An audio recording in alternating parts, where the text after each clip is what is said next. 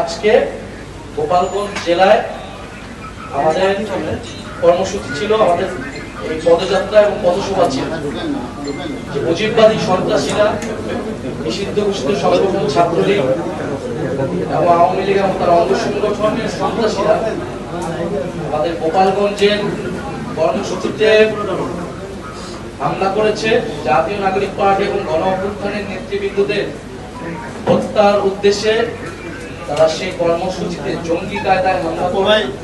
আসার সময় আমরা যখন মাদারীপুর গোপালগঞ্জ থেকে আমাদের পরবর্তী আমাদের যা পথসভাটি ছিল মাদারীপুরে যাওয়ার ক্ষেত্রে সেখানে গোপালগঞ্জের ফ্যাসিস্ট বাহিনীর ফ্যাসিস্ট আওয়ামী লীগের সন্ত্রাসীরা, মুজিববাদী সন্ত্রাসীরা হামলা চালায়, গুলিবর্ষণ করে, দেশীয় অস্ত্রশস্ত্র নিয়ে আমাদের গাড়ি বহরে হামলা করে এবং সেখানে যারা নিরাপত্তা বাহিনী ছিল, আইন শৃঙ্খলা বাহিনী এবং সেনাবাহিনী, তাদের উপরে হামলা চলে এবং এক পর্যায়ে তাদের সহায়তায় আমরা সেখান থেকে খুলনায় চলে আসি এবং আমাদের আজকের যে পথসভাটি ছিল মাদারীপুর এবং শরীয়তপুর সেটি স্থগিত করা হয়েছে। সেই আজকের এই ঘটনার কারণ বস্তুত আওয়ামী লীগের যে আসল রূপ, একটা মুজিববাদী সন্ত্রাসী ফ্যাসিস্ট এবং একটা জঙ্গি বাহিনীতে তারা রূপান্তরিত হয়েছে, গণতান্ত্রিক বা কোনো একটা রাজনৈতিক দলের মধ্যে সেই রূপটা কিন্তু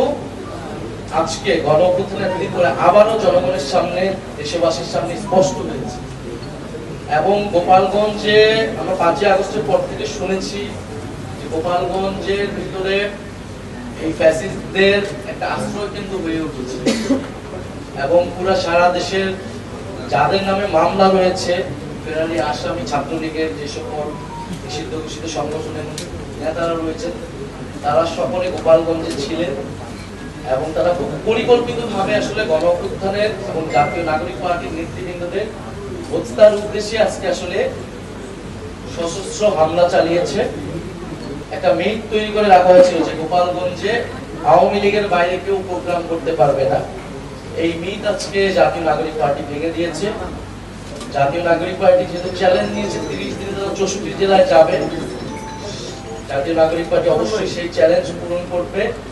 গোপালগঞ্জে আজকে আমাদের পথসভা হয়েছে এবং প্রত্যেকটা জেলা, যে জেলাগুলো বাকি রয়েছে, আমাদের সেই পথসভাগুলো হবে।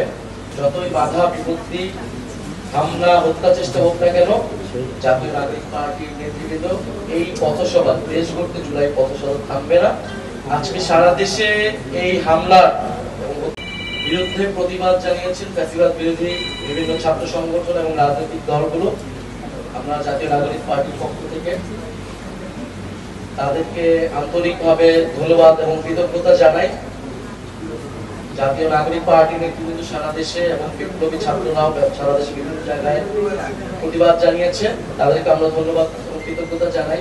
এবং জাতীয় নাগরিক পার্টি আগামীকাল সারা দেশে বিক্ষোভ কর্মসূচি পালন করবে এই সশস্ত্র হামলার প্রতিবাদে। আমরা কিন্তু গোপালগঞ্জে আমরা যে কোনো জেলায় যখন আমরা যাই, প্রশাসনের সাথে কথা বলে যাই, সিকিউরিটি ক্লিয়ারেন্স নিয়ে যে গোপালগঞ্জে কিন্তু একইভাবেই যাওয়া হয়েছে। সেখানকার আইন শৃঙ্খলা বাহিনী এবং প্রশাসন আমাদেরকে যে ডিরেকশন দিয়েছে, যে রুটে যেতে বলেছেন, আমরা কিন্তু সেভাবেই দিয়েছি এবং আসার সময় সেভাবেই এসেছি। তারা যদি আরো কঠোর হতো, আরো সতর্ক হতো আগের থেকে, তাহলে হয়তো পরিস্থিতি তারা সামাল দিতে পারতেন। এবং তারপরও তারা সহায়তা করেছেন এবং ওখানে আমাদের স্থানীয় যে নেতাকর্মীরা রয়েছে গোপালগঞ্জে আমাদের সমন্বয় কমিটি রয়েছে, প্রধান সভাপতি আমাদের সাথে আছে ফুলদারিয়া, সেখানকার তাদের পরিবারগুলোকে কিন্তু হুমকি দেওয়া হচ্ছে এবং তাদের নিরাপত্তার বিষয়টা আমরা দাবি জানাচ্ছি।